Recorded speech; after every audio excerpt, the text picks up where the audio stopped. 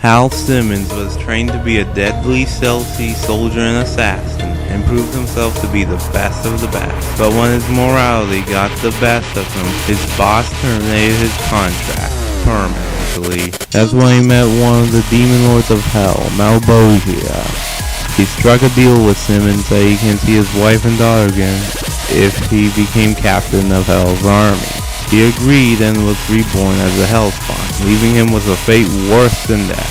So Spawn swore revenge. Being a Hellspawn, Spawn can use his own power to regenerate himself, has superhuman strength, and superhuman speed. Spawn can also feel or draw power from the sin or evil of others for the same effect. He wears a living symbiotic suit by the name of Lisa of the 7th House of K. The suit can change itself into anything Spawn wants. Chains, spikes, claws, shrouds, etc.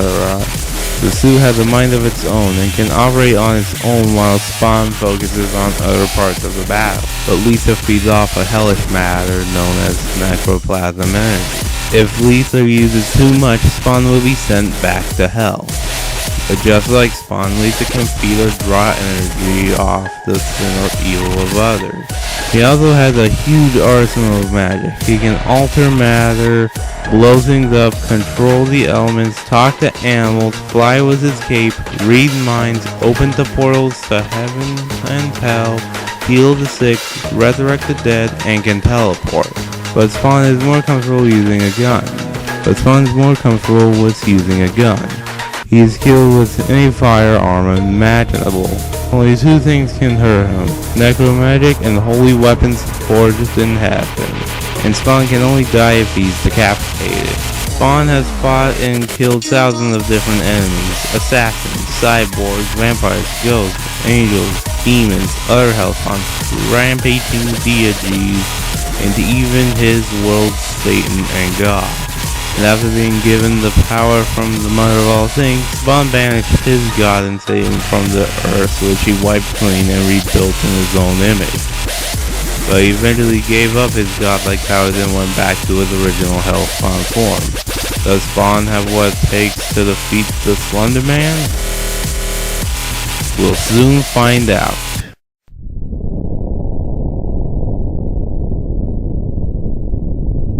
Slender Man is a creepypasta antagonist that stalks, drives his victims insane, and eventually kills them. But that's not just the only thing he does.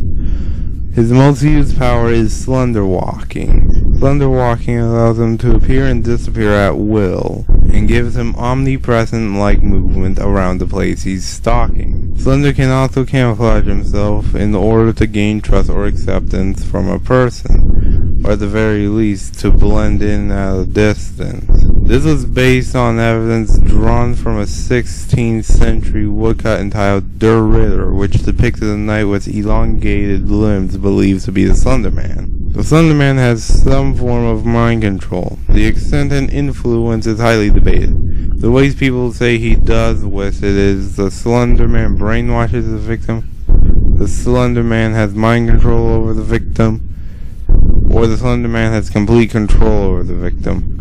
Slender Man also has a nerve-wracking relationship with children. Slender Man wins over the confidence of children, but those are repulsed by fear. Slender Man wins the child over by fear, slowly taking it. Slender Man brainwashes the child. Slender Man stalks the child until it is alone. Children are easier for Slender Man to hunt and or he gains the trust of the child before he instantly kills them. Rarely seen in contemporary mythos, early mythos show the Slender Man's ability to impersonate or mimic the voice and tone of a person in order to get to a victim. The most common use is voice mimicking, for the purpose of luring your child or victim out of a safe area. He's able to produce the sound of a child's giggle, perhaps to draw another child in. Slender also has long tentacles growing out of his back, which he uses to capture victims with, and they seem to reach out pretty far too. Slender can also choose who he wants to see him. You could be looking at him, but your friend can't see him. Slender also has pyrokinesis, able to move fire with one's mind. And when he kills someone, he mutilates the victim in such a gruesome way, Mortal Kombat would be proud of it. Okay, to keep you from guessing, he impales the person on a tree limb and rips out their organs, puts them in bags, and replaces them back in their original position in the body, all while the person is still alive. But is this enough to take down Hal Simmons? Let's find out.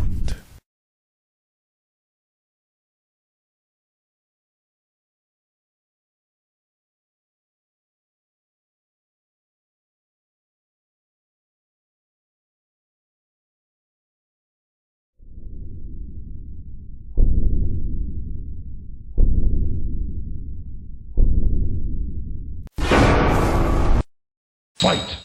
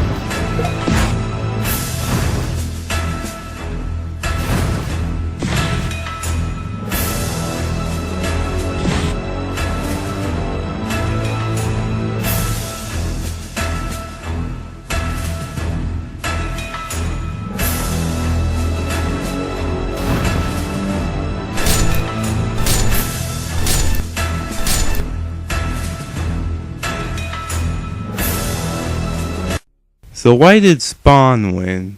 Well, of course Spawn had enough energy through the fight. He just kept feeding off all the evil and sins Slendy did. But Spawn also has a greater range of attacks and powers. These easily trumped the limited attacks of Slender Man, and it didn't help that Slender's main strategy is also terrible to use against Spawn. And it really didn't help Slendy that Spawn has fought stronger, tougher, and more powerful foes, and that he can counteract anything Slendy throws at him. Looks like Spawn was just too much for him. The winner is Spawn.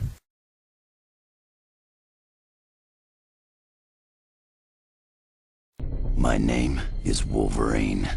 I'm the best there is at what I do. But what I do isn't very nice.